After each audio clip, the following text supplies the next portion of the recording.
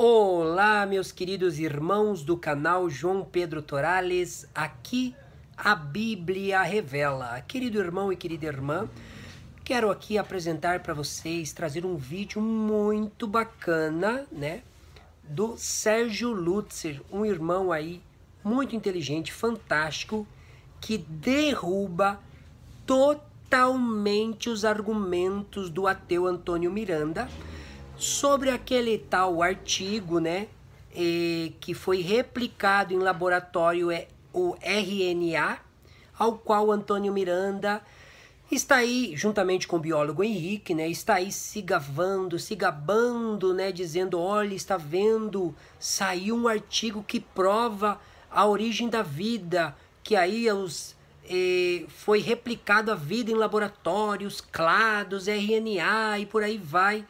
Você sabia que o Sérgio prova que o Antônio Miranda não leu o artigo? Vocês sabiam? Eu vou mostrar para vocês o vídeo agora. Fique comigo, assista o vídeo. Se você gosta do canal João Pedro Torales, compartilhe esse vídeo, né? Daqui uns dias eu vou trazer aí, se Deus quiser, logo eu vou trazer o Sérgio Lutz aqui no canal. O Sérgio Lutz é um menino fantástico, humilde, muito inteligente. E ele vai provar para você que não é nada disso que o Antônio Miranda falou, que o Antônio Miranda é um charlatão, que só quer buscar dinheiro aí do povo, né? Porque ele mentiu dizendo que a vida e o RNA foi replicado em laboratório e que foi formado ali através que foi provado nesse artigo que a vida foi original, né? Originado do nada e por aí vai. Resumindo o papo, assista comigo. Assista o vídeo, vamos assistir o vídeo junto aqui, o vídeo. Compartilhe este vídeo e veja como que o Antônio Miranda é mentiroso e como que o Sérgio Lutzer desbanca o ateu Antônio Miranda, provando que ele não leu o artigo, que não tem nada de RNA replicado em laboratório e que ele fez aí um charlatanice nesse artigo. Assista comigo. Compartilhe esse vídeo e o que você vai ver agora é ciência pura, mas ciência de verdade, com alguém que entende e explica de verdade, não com bloguinho aí de ateu Antônio Miranda que fica inventando. Vamos assistir, você vai amar esse vídeo do Sérgio Lutz. Compartilhe, inscreva-se no canal do Sérgio Lutz, eu vou deixar o link ali do canal dele para você se inscrever. Ah, e desculpa o cenário aqui, eu estou viajando, então não estou aqui no meu escritório, no meu cenário do canal. Então esse cenário é improvisado aí, mas vamos lá, assistir o vídeo aí que você vai amar. Olá pessoal do YouTube, meu nome é Eduardo, sou químico, na internet sou um ilustre desconhecido, não posto muita coisa por aqui, mas estou gravando esse vídeo em resposta ao Antônio Miranda e ao biólogo Henrique. No dia 10 de março eu tinha um debate marcado no canal Arena Apologética, com várias semanas de antecedência, mas no dia 9 de março o Antônio Miranda, por algum motivo sobrenatural, ele não quis participar do debate, desmarcou o debate e o biólogo Henrique, que iria substituí-lo na sexta-feira, no dia seguinte, também não poderia naquela sexta-feira, então o debate não aconteceu. Eu fiz outros vídeos no canal do Érico, provocando para um debate acontecer, que pode ser na casa deles, no canal Arena Apologética, mas eles não quiseram participar do debate, bloquearam pessoas que perguntaram sobre o debate, como o Luiz e o Érico, por sinal, e então o debate não está acontecendo e agora a minha disposição de tempo não permitindo, mesmo que por algum milagre eles quisessem, eu vou fazer um vídeo resposta sobre o assunto da química prebiótica, um argumento que especialmente o Antônio Miranda usa para calar cristãos como forma de argumento de autoridade, dizendo que esse experimento comprovou não só a possibilidade, mas a impossibilidade da vida não acontecer. A vida com certeza acontece em laboratório, em vitrificação vulcânica, como ele fala, e ele cita um argumento, citando um artigo, e é sobre isso que nós vamos falar no vídeo de hoje. Bem curta, bem sintética, química prebiótica ou evolução química é o campo que estuda a origem da vida, como que a vida poderia ter surgido espontaneamente, sem a necessidade de um design, sem a necessidade de ser criada por um criador. Esse campo já era bastante discutido desde a época de Charles Darwin, quando ele afirma no livro Origem das Espécies que o primeiro ser vivo, o ancestral comum de todos os seres vivos, ele teria sido criado por Deus, criado pelo Criador, que ele chama, e a partir dele teria se desenvolvido a evolução de todos os outros. E a química prebiótica vem para refutar o próprio Darwin, que posteriormente se converte à química prebiótica, e admite que o primeiro ser vivo, o ancestral comum, o Luca, ele deveria ter surgido numa sopa primordial de compostos químicos. Esse campo ele ganhou a sua própria área, ele se tornou autônomo lá para a década de 50, depois dos experimentos de Stanley Miller, mas depois de todos os fracassos consecutivos no campo da química prebiótica, muitos evolucionistas, especialmente do neo-evolucionismo, neo-darwinismo, eles começam a tentar separar a química prebiótica da evolução biológica. A química prebiótica, que até então era chamada de teoria geral da evolução, e eles tentam separar da teoria especial da evolução. Até hoje, boa parte das grandes universidades do mundo todo reservam um percentual da sua verba para pesquisa unicamente para o campo da química prebiótica, que é considerado um dos campos mais difíceis para a explicação naturalista. Mas, no entanto, para alguns ateus de blog no YouTube, não cientistas, dotados de uma mente brilhante, superior, que transcende o tempo e espaço, esse problema sequer existe. E todas essas pesquisas nessas áreas, elas não passam de coisas estúpidas, porque a evolução química ela acontece naturalmente, ela está acontecendo agora, bem debaixo dos nossos olhos, em qualquer caldo orgânico que exista no mundo. Qual é a probabilidade de até mesmo uma molécula simples de proteína se formar ao acaso num caldo orgânico? Pô, num caldo orgânico é tranquilo, cara. Num caldo orgânico é tranquilo, isso acontece. Poxa, num caldo orgânico é tranquilo, inclusive, atualmente, de acordo com o biólogo Henrique, sim. Por pura coincidência, foi precisamente contra essa mentalidade, que era muito comum na época de Charles Darwin, que Louis Pasteur ele ganhou renome mundial quando ele fez uma experiência precisamente mostrando que caldo orgânico nenhum no mundo poderia gerar vida espontaneamente. E foi a partir disso que se desenvolveu o que nós chamamos hoje de teoria da biogênese. Pasteur estudou a fermentação e formulou a teoria dos germes. Com seu trabalho, demonstrou que esses organismos nascem de germes já existentes, contrapondo a teoria da geração espontânea, que foi predominante até o início do século XIX e dizia ser possível obter seres vivos a partir da matéria inanimada. Além disso, desenvolveu o processo que levaria o seu próprio nome, a pasteurização. No entanto, segundo essas mentes brilhantes, super iluminadas do YouTube, esse acontecimento ele parece ser muito mais comum e acontecer naturalmente do que nós, réis mortais, e o próprio Louis Pasteur, por exemplo, imaginava. Não é de se espantar que o neoateísmo ele precise negar a ciência de cientistas renomados no mundo inteiro e altamente consagrados, como Louis Pasteur, por exemplo, cujas contribuições tais como a teoria dos germes, que as doenças elas são causadas por micro-organismos, a pasteurização, a vacina contra a raiva, a teoria da biogênese, a cristalografia, a estereoquímica, entre tantas outras, foram feitos por um cristão que não saía de casa sem antes meditar na palavra de Deus. A sorte favorece as mentes preparadas, apontava Louis. Uma das formas que ele preparava sua mente era a devoção cada manhã. Ele lia a Bíblia e orava antes das atividades de cada dia. E além disso, Louis Pasteur também era negacionista da evolução darwiniana, que ele, na época, já conhecia muito bem. Pasteur rejeitava a teoria da evolução por razões científicas. Ele foi o primeiro cientista europeu a fazer isso. Ele também rejeitava por motivos religiosos. Ele disse: existe algo no fundo de nossas almas que nos diz que o mundo é mais do que mera combinações de eventos. Louis não acreditava na geração espontânea. Toda vida deve surgir de vida, ele pensava. Apenas micróbios geram micróbios. Mas Pasteur estava completamente enganado, porque no YouTube, em 2023, surgem mentes brilhantes que conseguem comprovar a geração espontânea e ainda conseguem quantificar isso. Os evolucionistas como Royle, Jastrom, entre outros, reconhecem que é de apenas em 10 elevado a 113. Impossível. Não, pô. O número tá aí. O número tá aí, cara. Isso acontece. O número tá aí. Isso acontece. Eu já posso adiantar que o número, na verdade, é muito maior do que esse. Mas vamos supor que seja só esse. Evolucionistas, eles tendem a fazer um monte de concessão para acreditar as suas crenças. Mas vamos supor que seja só esse, 10 elevado a 113. Aparentemente é um requisito para você acreditar nisso, você não saber matemática, não ter a menor ideia.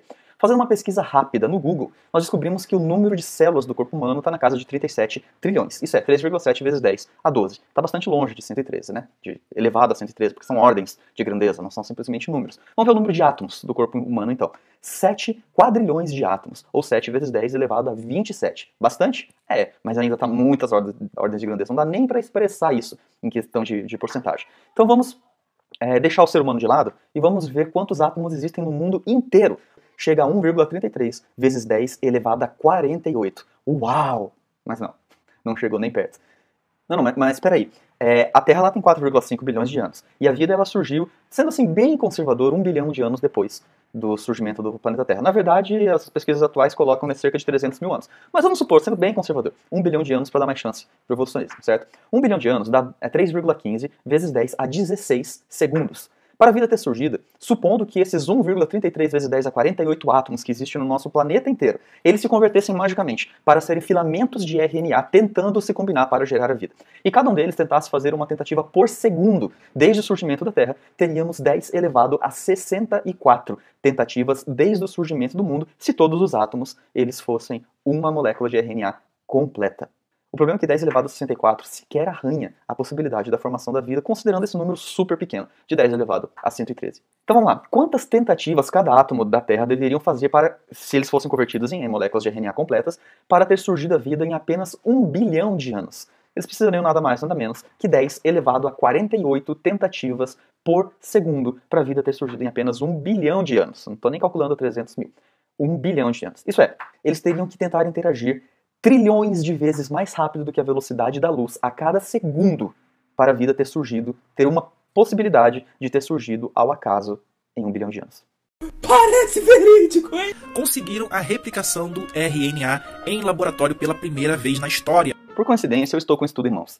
Conforme ele for descrevendo o estudo, eu vou pegar as palavras-chave que ele está usando para descrever o estudo e procurar no estudo, para ver exatamente aonde está o contexto de cada palavra-chave que ele vai falando. Então vamos começar. Foram usados no experimento uma replicação daquilo que nós encontraríamos na Terra primitiva, como por exemplo, carbono e vidro vulcânico. Veja aí, carbono não tem. Vidro, glass, não tem. Vulcão, volcanic, não tem. Porque diferente do mundo que temos hoje, a Terra antiga, a Terra primitiva, tinha as condições necessárias para a origem da vida. Fold não tem. Nós temos fold várias vezes. Fold está dentro de fold, mas fold não é old. A palavra old não aparece no texto. Terra. Terra não aparece no texto. Primitive. Primitiva aparece uma vez, mas é apenas na bibliografia. No próprio texto não aparece a palavra primitive. Necessary. Não tem. Need. A need aparece uma vez, mas é lá no final para aqueles acknowledge, né? Origin of Life. Origin of Life aparece também na bibliografia.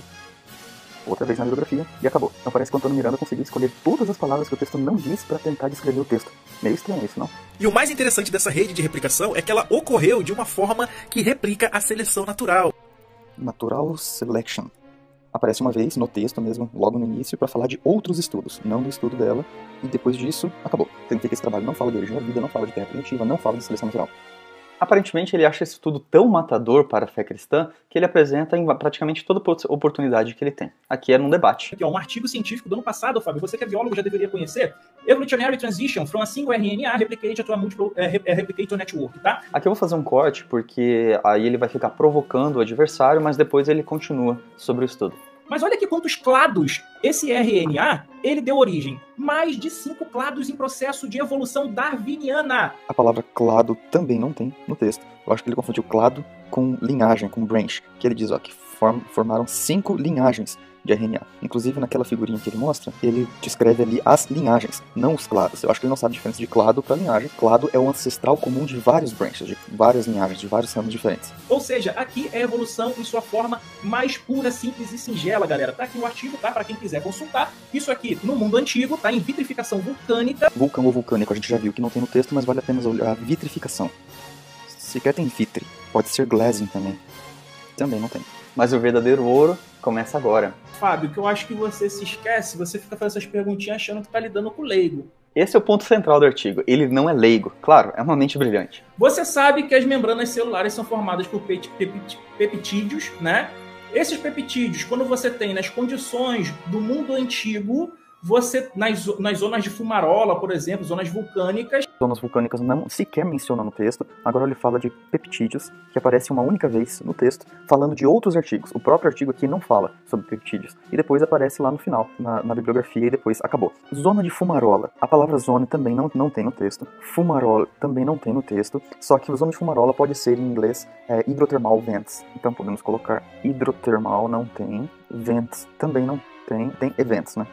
Prevent, mas evento não tem. Eles se expandem e liberam poros onde pode entrar os monômeros, que eles vão se fundir com outros monômeros em ligação covalente, em ponte de hidrogênio, tudo isso para formar as cadeias de polímero. Monômeros não tem, polímeros não tem, covalente não tem, hydrogen não tem. Depois ele fala um negócio meio megazord aqui, polímero, isso não existe, mas acho que ele quer dizer polymers. Isso também não tem. Basicamente, nada que ele fala sobre o texto tem no texto. Mas a verdadeira pérola de valor vem agora. E a partir dessa replicação natural que existe nesse ambiente, você vai ter uma predação por osmose. Você sabe o que é isso? Predação por osmose. Esse termo eu achei bastante interessante porque quando eu ouvi, eu confesso que eu não sabia o que era predação por osmose. Nunca ouvi falar nisso. Aí eu, como Hellis mortal, fui perguntar para quem pode saber. Comecei fazendo uma pesquisa no Google, que não deu nenhum resultado. Deu resultado de predação, deu resultado de osmose, mas não predação por osmose. Então eu perguntei para essas inteligências artificiais. Perguntei pro ChatGPT. Só que talvez o ChatGPT em português ele seja meio burrinho, então eu perguntei em alemão e perguntei em inglês também. E só que nenhum deles sabia da existência do termo predação por osmose. Aí eu falei, não, mas a inteligência artificial é meio burra mesmo, né? Vamos procurar em quem sabe das coisas. Fui na revista Nature. Na revista Nature procurei o termo predação por osmose, que seria predation through osmosis, ou osmosis predation, que seja, qualquer um dos dois termos. Não encontrei nada. Só que quando eu procurei coisas que existem de verdade, como por exemplo, Darwin estava errado, aí deu vários resultados. Aí, bom, mas quem que é Nature na fila do pão, né? Então eu fui procurar na Science também. E quando eu cheguei na Science, igualmente não existia o termo predação por osmose. Mas Darwin estava errado, esse existia. Mas quem que é Nature e Science na fila do pão, né? Eu fui no Google Acadêmico. E quando eu cheguei no Google Acadêmico, eu também não consegui nenhum resultado para predação por osmose. No entanto, Darwin estava errado, tem vários. A conclusão que eu cheguei é que deve ser um assunto tão complexo, mas tão complexo, que nem os pesquisadores no mundo inteiro conseguiram idealizar esse assunto inteiro. Apenas as mentes brilhantes conseguem desenvolver um assunto tão complexo como esse. Ou a explicação mais óbvia, né? Não existe. Nesse caso seria apenas um argumento inventado para parecer que tem um argumento. Então, além do fato de nenhuma das palavras-chave que ele descreve estar no texto, o fato dele ter que inventar um termo para justificar a sua crença já deveria ser a primeira bandeira vermelha de um público pensante, que verificaria o que ele fala antes de simplesmente aceitar. Mas, continuando... Onde eles vão crescer, vão ficar em forma tubular e vão se dividir, dando origem a outros indivíduos carregando esse material genético de forma totalmente aleatória. Isso que ele está descrevendo existe, só que não se chama predação por osmose. Se chama reprodução assexuada, por fragmentação ou até por brotamento. Mas, ele não é aleatório. E 2, ele só acontece em células prontas. Não em filamentos de RNA avulsos, até porque filamentos de RNA avulsos eles nem existem na natureza. O RNA é produzido na célula, para a célula, pela célula. Afinal de contas, a vida só pode vir da vida. Postulado fundamental na teoria da biogênese, aceita mundialmente e confirmada N vezes por qualquer experimento de laboratório, jamais sequer uma possibilidade de refutação. Mas, por algum motivo, foi refutado por mentes brilhantes do YouTube que encontraram um artigo que mostra que as protocélulas, elas se dividiam antes do Luca. É o que a gente observou no artigo que saiu esse ano, cara. Ó, esse ano a RNA se dividindo e evoluindo sozinho, em clados diferentes, sem ter vida. E aí? Aqui é uma coisa bastante interessante. Aparentemente, para essas mentes brilhantes, protocélula é sinônimo de RNA, ou melhor, RNA é sinônimo de protocélula. Só que essa igualdade, essa relação, ela não existe em lugar nenhum fora do mundo encantado dos ateus de blog. Na academia, o consenso é completamente outro. Como resumiu Nick Lane, por exemplo, na revista New Science 204, de 2009, ele diz o seguinte, abre aspas, não há qualquer dúvida de que o ancestral comum possuía DNA, RNA e proteínas, um código genético universal, ribossomos, que são as fábricas de construção de proteínas, ATP e uma enzima alimentada por prótons para produzir o ATP. Os mecanismos detalhados de leitura do DNA e conversão de genes em proteínas também deveriam estar presentes. Em resumo, o último ancestral comum de toda a vida se parece e muito com uma célula moderna.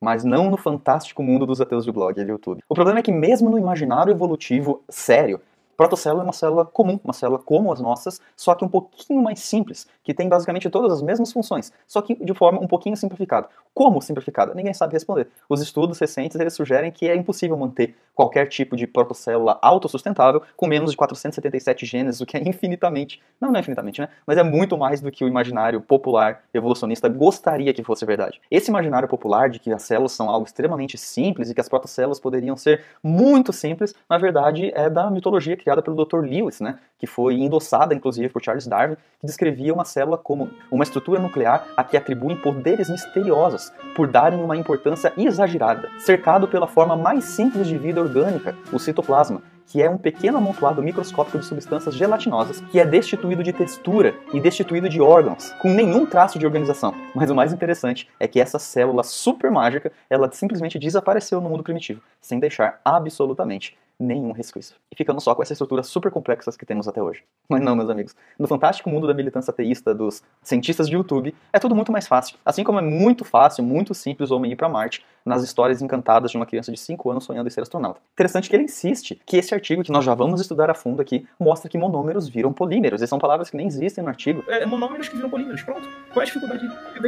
E ainda pergunta qual que é a dificuldade disso. Afinal de contas, segundo eles, os pesquisadores simplesmente deixaram os elementos químicos trabalhando e o resto é mágica. Frente ao fato de que ele conseguiu citar o artigo falando absolutamente todas as palavras que o artigo não diz, me vem uma pergunta. Então, Miranda, você leu esse artigo? Peraí, mas eu não preciso especular. Ele responde. O experimento inicial foi coletado o RNA e o RNA foi incluído no experimento, ou não havia sido incluído o RNA e ele surgiu?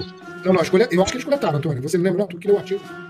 Cara, eu acho que surgiu e apresentou o comportamento da RNA, mas teria que reler para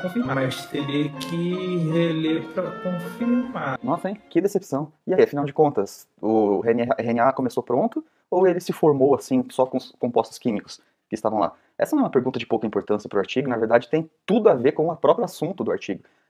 Mas tá bom, vamos entendê-lo, né? Afinal de contas, essa resposta deve estar muito escondida dentro do artigo. A gente já vai ver daqui a pouco o quão escondida ela estava. Só que o mais engraçado é que o suposto biólogo que afirma com tanta certeza o tempo todo de que isso acontece o tempo todo. Ele mesmo afirma que ele não leu o artigo. Você não lembra, não? Tu que leu o artigo. Foi o Antônio Miranda que leu. É ele que precisa reler. O que significa que o suposto biólogo, ele tá falando algo que ele não sabe, baseado num artigo que ele não leu e que ele apenas ouviu um ateu de blog não acadêmico simplesmente comentar e ele acredita e repassa como se fosse verdade absoluta. O problema é que o próprio não acadêmico, porém auto-intitulado não leigo, também não leu o artigo. Mas, ao que tudo indica, isso não é realmente necessário. Afinal de contas, essas mentes brilhantes, elas transcenderam o tempo e o espaço, transcenderam a própria ciência, e eles não precisam sequer ler estudos dos outros, pois eles são a sua própria fonte. Primeiro, deixa eu responder sobre o acadêmico, tá? Sim, eu tenho muito orgulho de ser acadêmico e tenho muito orgulho de eu mesmo ser a própria fonte. Tá? Eu mesmo sou a porra da fonte, cara. Eu tenho orgulho disso do cacete. O tudólogo aqui, hoje... De acordo com ele mesmo, o super tudólogo Henrique, especialista em todas as áreas possíveis, pode falar de absolutamente tudo, pode falar de absolutamente todos e refuta qualquer um só de olhar para eles. A mim, particularmente, não resta dúvida que esse é um exemplo perfeito do efeito Dunning-Kruger. Isso é, quanto mais ignorante você é sobre um assunto, mais certeza você tem sobre ele. Mas esse não é o tema do artigo, então não vou entrar em detalhes aqui, mas agora que nós já sabemos tudo que o artigo não diz, com todas as palavras que não existem nesse artigo pela própria descrição do Antônio Miranda, vamos dar uma olhada no que de fato o artigo diz. A primeira coisa que salta aos olhos é que o texto ele fala de química prebiótica, de evolução química, apenas na primeira linha. Depois ele nunca mais toca nesse assunto, apenas para contextualizar, dizendo que as moléculas elas precisariam ser autorreplicantes se a vida quisesse se perpetuar. E só. A partir daí, ele começa. Aqui realizamos experimento de evolução a longo prazo do RNA, que se replica usando uma RNA replicase autoencodificada. O RNA se diversifica em múltiplas linhagens hospedeiras e parasitas coexistentes, cuja frequência na população inicialmente oscila e gradualmente se estabilizam. Será que isso tem a ver com o que o Antônio Miranda escreveu? Com a palavra, o iluminado. Até reproduzido esse ano em laboratório, né? Deixaram lá elementos químicos trabalhando, né?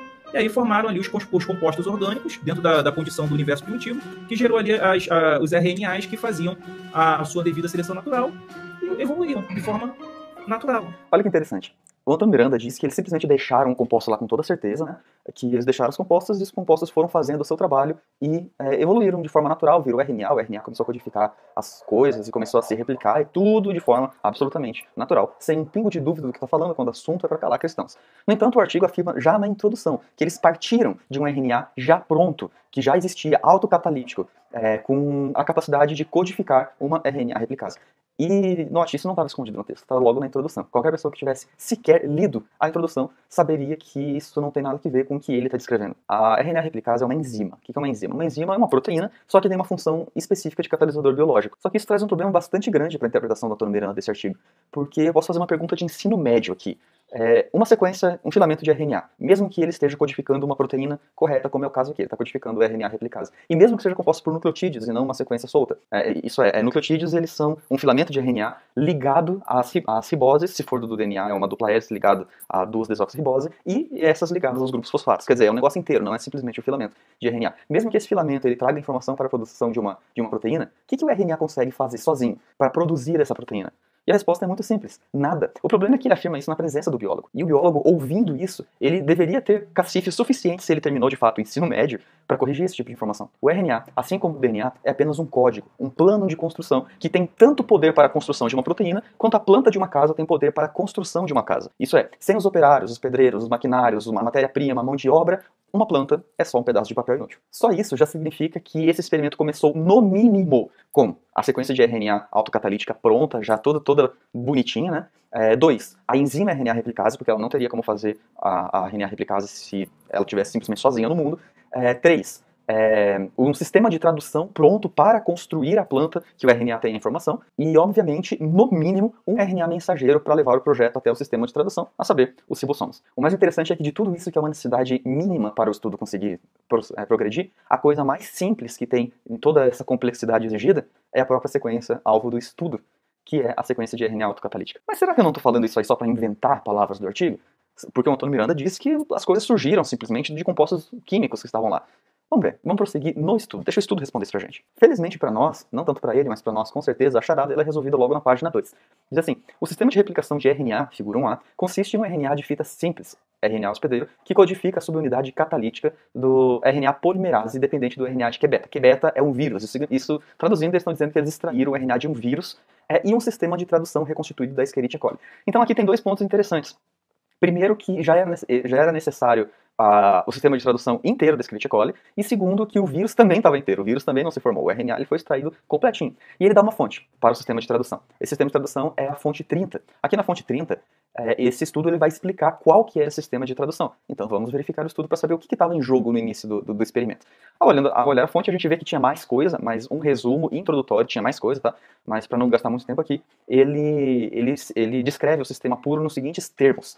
O sistema puro inclui 32 componentes que foram purificados individualmente. Isso é bastante interessante, né? Porque essa purificação ela acontece de forma completamente natural, sozinha, na natureza, né? Mas enfim, esses 32 componentes são IF, tem 3 IFs, 2 EF, 3 EF também, 2 RF e 1 RRF. O que são essas coisas? Isso são proteínas. IF são fatores de iniciação, EF são fatores de elongação, o RF são fatores de liberação, release, né? E o RRF é um fator de reciclagem ribossômica. Na verdade, essas proteínas estão ali para conseguir levar as informações para fazer a tradução e a codificação. Em geral, cada uma dessas proteínas tem cerca de 600 aminoácidos. Eu fiz uma conta rápida aqui, e se somar os aminoácidos de todas essas proteínas, era necessário 3.536 aminoácidos já homoquiralizados, ordenados e sintetizados em seus respectivos grupos de funções que já precisavam estar lá só nesses IFs antes que o RNA conseguisse se replicar. Depois ele segue descrevendo que eram 20 ARS. O que são essas ARS? Elas são nada mais nada menos que as enzimas responsáveis por plotar, isso é, por pegar os aminoácidos e construir as outras proteínas. Cada enzima, cada tipo de aminoácido diferente tem a necessidade de uma enzima que o coloque no local certo, na ordem certa, de acordo com o plano do RNA ou do DNA, para que a proteína seja construída. Então, essas 20 enzimas também estavam ali. Existem algumas exceções com cerca de 460 aminoácidos, mas, em geral, essas enzimas possuem entre 900 e 1.100 aminoácidos cada. Nessas 20 enzimas, nós temos um total de aproximadamente 19.000 aminoácidos que já precisavam estar ali, homoquiralizados, ordenados, sintetizados em seus respectivos grupos e funções, antes que o RNA conseguisse se replicar. MTF é outra enzima de tradução com cerca de 300 aminoácidos, o RNA polimerase que nós já falamos, que eu falei que deveria estar ali de princípio, aqui confirma que ele estava ali. E depois ele fala ribossomos. Ribossomos é um maquinário extremamente complexo, muito mais complexo que o próprio RNA ou qualquer coisa que foi citada aqui, porque ele é um conjunto de aproximadamente 5.000 pares de bases de DNA. O que significa também, já dá uma dica aqui pra gente, que o DNA também precisaria existir antes que o RNA conseguisse se replicar. E o ribossomo, ele também é uma máquina molecular com milhares de aminoácidos. Ele tem cerca de 50 proteínas, e cada proteína com cerca de 100 aminoácidos, que dá aproximadamente 5.000 aminoácidos, de novo, homoquiralizados, catalíticos, enfim, tudo certinho. O estudo não diz quantos ribossomos foram, mas no mínimo podemos colocar aqui por baixo 2, porque era plural, certo? Como se não bastasse, o sistema disse que ainda em adição, ele tinha 46 RNA transmissores completinhos. Quer dizer, uma sequência de RNA que eles queriam replicar precisava de 46 outras sequências de RNAs que já existiam para conseguir replicar essa sequenciazinha ali. Esse fosfato de creatina e o ácido 10-formil, enfim, eles são compostos químicos, tem os 20 aminoácidos, o que significa que não eram apenas 20, eram os 20 tipos em abundância, homoquiralizados, em excesso, que estavam ali para construir qualquer coisa que precisasse ser construída. E as demais aqui embaixo, elas são outros tipos de enzimas para ATP, por exemplo. Enfim, se a gente for fazer uma conta aqui por baixo, para que esse RNA pudesse se replicar assim de forma darwiniana, como afirma o Antônio Miranda, de forma natural, sozinho, ele precisaria por trás dele um maquinário extremamente complexo de, pelo menos, no mínimo, chutando bem por baixo, assim, sendo bem conservador, 30.000 aminoácidos, já na formação correta, homoquiralizados, enfim, além de pelo menos 90 mil bases nitrogenadas de RNA e DNA, que também já deveriam existir antes que esse RNA ele conseguisse se replicar. Mas acabou por aí? Não. Fica aí comigo, Antônio Miranda. O texto continua. O estudo ainda fala em detalhes o que era essa sequência de RNA que se replicou sozinha, que surgiu sozinha através de compostos químicos, né? Ele diz aqui, a preparação do sistema de tradução, com base no sistema de tradução reconstituído da Escherichia coli, que nós acabamos de ver, a fonte 30, e o óleo saturado de tampão foi feito conforme descrito anteriormente. E ele dá a referência 27. Para a gente entender o que ele estava sendo feito ali, a gente precisa saber o que é essa referência 37. E nós vamos aqui para esse estudo que diz assim, ó, evolução darwiniana, opa, mais um clickbait. A evolucionista gosta de clickbait, né? E o artigo ele descreve o sistema da seguinte forma. Nesse sistema de replicação de RNA acoplado à tradução, o RNA de cadeia positiva do genoma, que possuía 2.125 nucleotídeos, eita, é bastante nucleotídeo, né, para algo que surgiu assim do nada, ele se replica usando um RNA replicase traduzido a partir de sua própria sequência por meio de síntese de cadeias complementares negativas. Isso é a replicação do RNA genômico. Beleza, mas espera aí. Ele parece descrever em detalhes de onde que veio esse RNA de 2.125 nucleotídeos, não é nem uma sequência, é um nucleotídeo, já estava com o pacote todo. Ele já veio pronto, ele começou ali pronto. Será que tem alguém aqui que afirmou que foi feito através de compostos orgânicos? Que ele simplesmente surgiu espontaneamente? Não parece ser o que a pesquisa estava descrevendo. O fato disso serem nucleotídeos e não apenas um filamento de RNA é outro problema, porque o nitrogênio ele inibe a formação das riboses. A ribose é um açúcar de 5 carbonos extremamente complexo e o nitrogênio inibe a formação de ribose. O mesmo ambiente que catalisaria, que formaria bases nitrogenadas, elas não poderiam catalisar a ribose, eles precisariam ser feitos em ambientes diferentes. Por coincidência, eles deveriam ser transportados para o mesmo ambiente para que isso pudesse dar certo em um ambiente ainda com uma tendência a ser mais seco, isso aí eu explico depois. O que significa que eles não criaram nada em laboratório. Óbvio, até porque o RNA mesmo que eles extraíram de um sistema que já estava pronto, um vírus que é beta. Colocaram esse RNA num sistema de tradução de Escherichia coli e o RNA viral ele fez o que ele sabe fazer, infectar o sistema de tradução e começar a produzir as suas próprias enzimas. Mas ele precisava do sistema de tradução absolutamente pronto para ele conseguir fazer isso. Isso significa que o experimento aqui ele não é de química prebiótica, ele não fala sobre a origem da vida. Ele é um experimento de biologia molecular, porque a célula já deveria existir para que esse experimento fizesse qualquer tipo de sentido. O experimento aqui ele estava muito mais para um monstro do Frankenstein do que para a origem da vida. Dá para continuar, o estudo vai além disso, mas eu já deu para ter uma noção do que aconteceu aqui. De fato existe um estudo feito em 2012 que fala sobre vitrificação vulcânica, só que ele não foi publicado na Nature, como o Antônio Miranda afirma, e ele também não fala sobre o surgimento da vida, ele fala sobre a terceira etapa de aglomeração de RNA. Mas se eles encontrarem esse estudo vai ser interessante fazer um vídeo sobre ele também. 2. O suposto não leigo Antônio Miranda, ele deve ter, na melhor das hipóteses, visto um blog falando desse experimento que eu acabei de citar.